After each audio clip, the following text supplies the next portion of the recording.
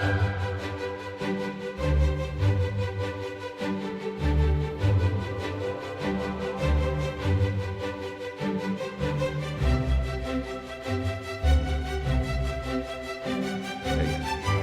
to another episode of TE Destinations.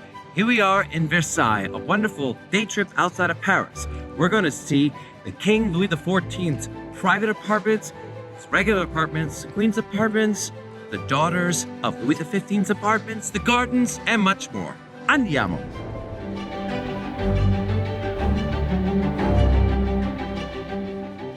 Versailles is located about 12 miles west of Paris, just a short train ride away from the city.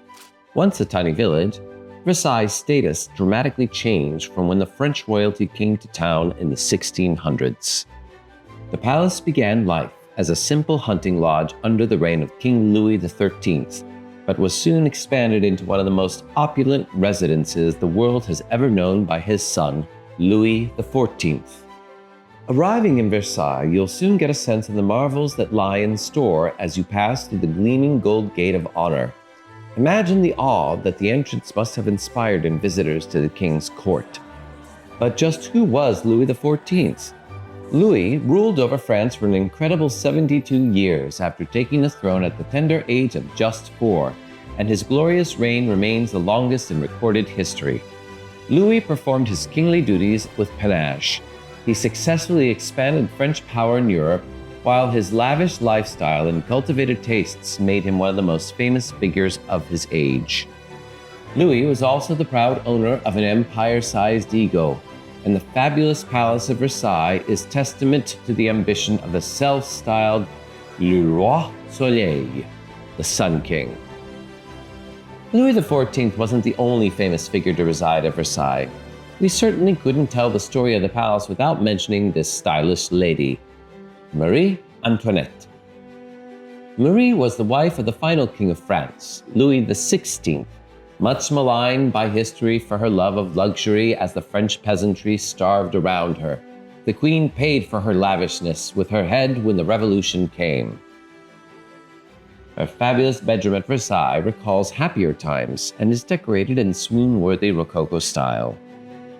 When the English statesman Horace Walpole visited Versailles, he compared the fabulous home of the French kings to the Garden of Eden itself. Gazing up at the palace's wonderful royal chapel, it's easy to see why.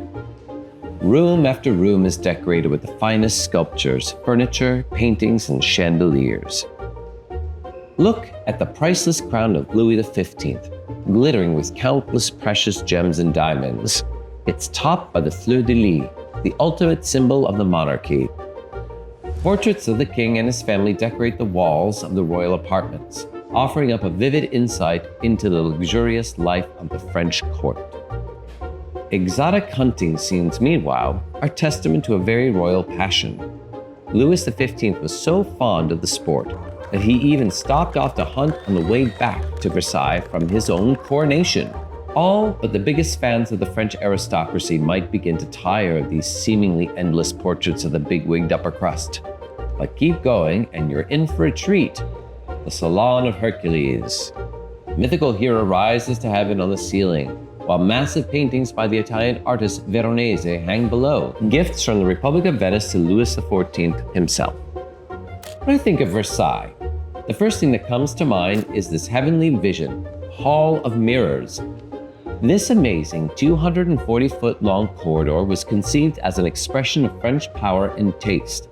Hundreds of mirrors line the hall, transforming reality into a dazzling game of reflections. Expert Venetian craftsmen were lured to Versailles to teach the French the secrets of their jealously guarded art. If caught, they risked death for jeopardizing Venice's control of the glass industry. Ever wonder how the royals sleep? Behind lavish, frilly curtains. That's how. And here's to the glories of France.